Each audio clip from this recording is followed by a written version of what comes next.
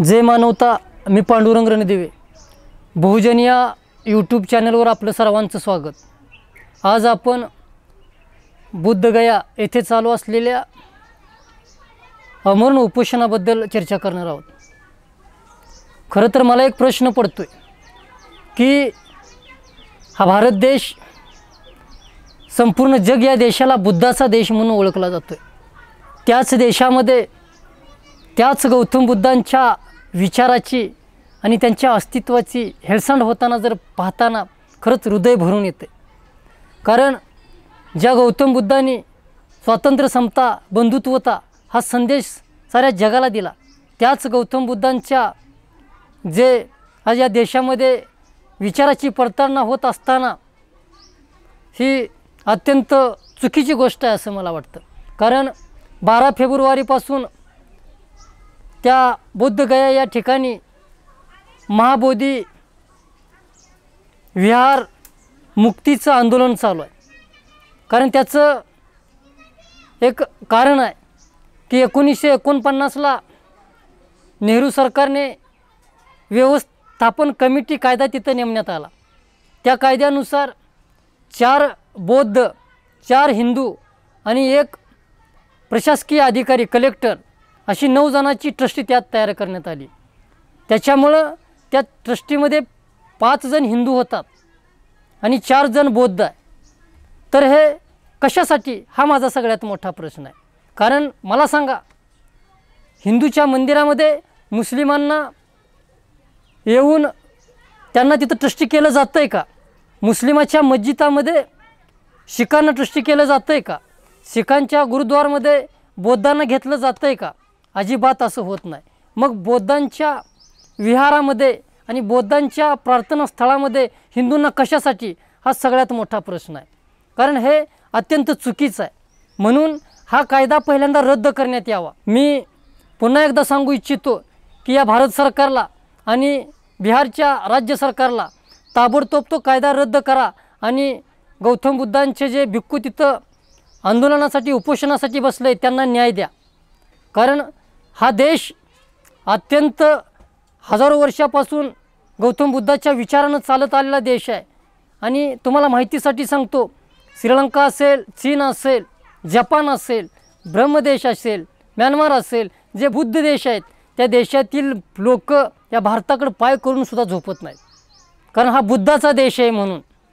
आणि आजपर्यंत जर आपण पाहिलं तर अशोक सम्राटानं जवळजवळ 84,000 बुद्धविहार बांधली।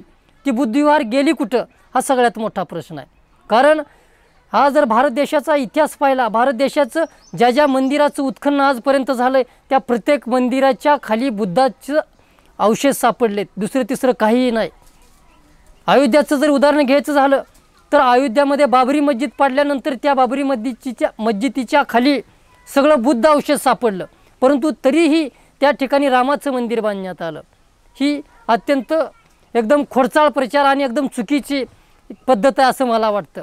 आणि पुन्हा ही त्याच पद्धतीने या देशामध्ये एक गौतम बुद्धांचं विचार संपवण्याचं काम चालू आहे। कारण बुद्ध विहाराचं मंदिरामध्ये रूपांतर करण्याचा प्रकार हे आजचा नाही, हे हजारो वर्षापासून चालत आलेला आहे। मी तुम्हाला सांगू इच्छितो आणि माहितीसाठी सांगतो, हे पंढरपूरचं पांडुरंगाचं जे मंदिर आहे तेही बौद्ध आहे। त्याच्यानंतर पुरीचं जगन्नाथ मंदिर हेही बौद्ध आहे।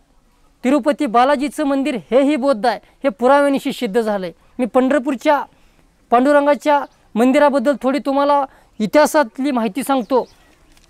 कारण हे डॉक्टर के जमनदास यांचं पुस्तक आहे आणि तिरुपती बालाजी एक प्राचीन बौद्ध क्षेत्र ह्या पुस्तकाचं नाव आहे। त्याच्यामध्ये दिलेलं आहे पांडुरंगचे विठ्ठल बौद्ध आहेत, त्याला पुरावा आहेत।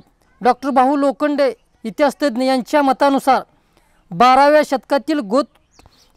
शतकातील गीत गोविंद करते कवी जयदेव बुद्धाची स्तुती 9व्या अवताराच्या स्वरूपात करतात।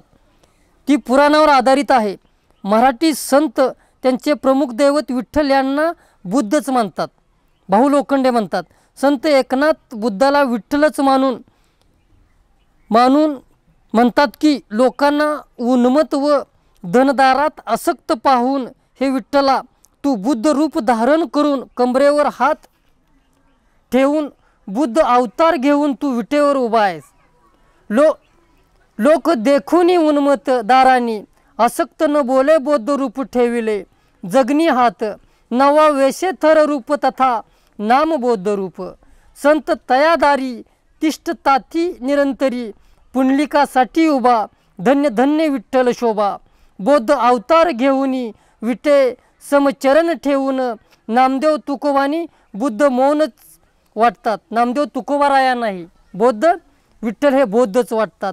बौद्ध अवतार माझी अदृष्टा, मौन मुखे निष्ठा धरी येली, मध्ये झाले मौन देव बीज ध्यानी, बौद्ध ते म्हणून नाव रूप. एकनाथ म्हणतात की धर्माचा लोप झाला, अधर्म वाढला, म्हणून बौद्ध रूपाने अविनाश पंढरी क्षेत्रावर तू अवतार घेतला. धर्म लोपला अधर्म झाला, हे तू न पाहसी, या लागी बौद्ध रूपे पंढरी नांदसी. व्रतभंगासाठी बौद्ध अवतार आला दिगंबर अवनिये, ऐसा कष्टी होऊनी बौद्ध राहिलासी, कलंकिया लोक मारिसी. हे मध्ययुगीन काळातल्या संतांनी आपल्याला सांगितलं आहे. संत एकनाथ महाराज असतील, संत नामदेव असतील, संत तुकाराम महाराज असतील, यांनी पांडुरंगाला बौद्ध अवतारातच पाहिलेलं आहे. त्याच्यानंतर आपण डॉक्टर बाबासाहेब आंबेडकरांचं उदाहरण घेऊ. डॉक्टर बाबासाहेब आंबेडकरांच्या मते, कारण डॉक्टर बाबासाहेब आंबेडकरांनी पांडुरंगावर एक पुस्तक लिहिण्यास सुरुवात केली होती, परंतु ते पुस्तक तो ग्रंथ काय पूर्ण झाला नाही.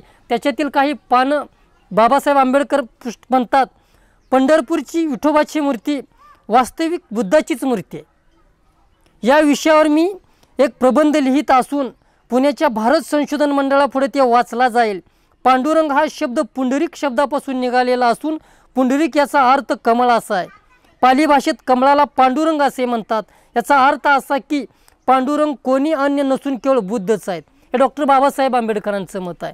त्याच्यानंतर श्री कुलकर्णी यांचे मत, श्री AR कुलकर्णी यांचे मत सर्वविध असून त्यांनी संपादन केलेल्या धर्मपद या ग्रंथाच्या परिशिष्टात दिलेला आहे. त्यांनी मराठी संत कवीच्या साहित्याची समीक्षा करून तसेच निष्कर्ष काढले आहेत, जसे की आपण पाहिल्याप्रमाणे बाहू लोखंड यांनी काढले आहेत. कुलकर्णी म्हणतात की मंदिराच्या मंडपात खांबावर ध्यानी बुद्धाची आकृती आहेत. ते असे सुद्धा म्हणतात की विख्यात पाश्चिमात्य विद्वान जॉन विल्सन यांनी मेमोअर्स ऑन दी केव टेम्पल नामक आपल्या ग्रंथात हे मंदिर बुद्ध असण्याचे प्रमाण दिलेले आहे. परकीय त्यांनीही सांगितलं की हा विठ्ठलाचं मंदिर हे बौद्धाचं मंदिर आहे. मग अशा पद्धतीनं आजपर्यंत आपल्या देशामध्ये बुद्ध विहारांचं मंदिरामध्ये रूपांतर करण्यात आलं. हजारो वर्षापासून ही प्रक्रिया चालू आहे. आणि तुम्हाला माहितीसाठी सांगतो, पुष्पमित्र शृंगाने इसवी सन पूर्व 185ला ज्या वेळेला मौर्य साम्राज्य संपवून आपलं एक हिंदू राज्य स्थापन केलं, त्यावेळी त्यांनी बुद्ध मठाची आणि बुद्ध जे विश्वविद्यालय होती त्याचीही नासधूस करून त्याला जाळपोळ करून इथल्या बुद्ध भिक्खूंना मारण्यासाठी 100 दिनार असं बक्षीस जाहीर केलं होतं. तेव्हापासून आजपर्यंत या भारत देशामध्ये बुद्ध विहार आणि बुद्ध जे प्रार्थनास्थळं आहेत त्यांची तोडफोड आणि नासधूस करण्यात येत आहे. जी भारत देशामध्ये जेवढी मंदिरं आहेत त्या मंदिराचं उत्खनन करा, त्याच्या खाली आणि त्याच्या शेजारी आसपास बुद्धाचेच अवशेष सापडतील, हे मी तुम्हाला ठामपणे सांगतो. म्हणून या भारत सरकारला माझी कळकळीची आव्हान आणि विनंती आहे की त्यांनी लवकरात लवकर ते गया येथील जे महाबोधी बुद्ध विहार आहे ते बुद्धांसाठी देऊन टाकावे आणि त्यांना त्यांचा अधिकार त्यांचा तिथं दिला पाहिजे. अन्यथा संपूर्ण देशाचाच विषय नाही तर आंतरराष्ट्रीय स्तरावर हा मुद्दा जाईल आणि भारत देशाचं जे सगळ्यात मोठं नामुष्कीला जे सरकारला जावं लागेल ती सगळ्यात मोठं कारण हे असेल असं मला वाटते. म्हणून पुन्हा एकदा मी सांगतो की हा भारत देश बुद्धांचा देश आहे. या देशामध्ये स्वातंत्र्य, समता, बंधुत्व तर टिकवून ठेवायचं असेल तर या देशामध्ये बुद्धांचे विचार टिकलं पाहिजे आणि बुद्धांचं विचार टिकवण्यासाठी संपूर्ण मानवतावादी विचाराची जी मंडळी असेल, जो बहुजन समाज आहे, यांनी एकत्रित येऊन या लढ्यामध्ये सहभागी व्हावं. आणि सर्व बौद्ध अनुयायांना मी सांगू इच्छितो की आता गल्लीपासून दिल्लीपर्यंत हा मुद्दा आणि हा बौद्ध गयाचा आवाज उठवला पाहिजे आणि ते मंदिर ब्राह्मणमुक्त मंदिर, करणं हे तुमची आमची जबाबदारी आहे आणि त्याच्यासाठी आता रस्त्यावरची जर लढाई लढायची वेळ आली तर आपण सर्वांनी मिळून ती लढली पाहिजे. एवढीच बोलतो. धन्यवाद.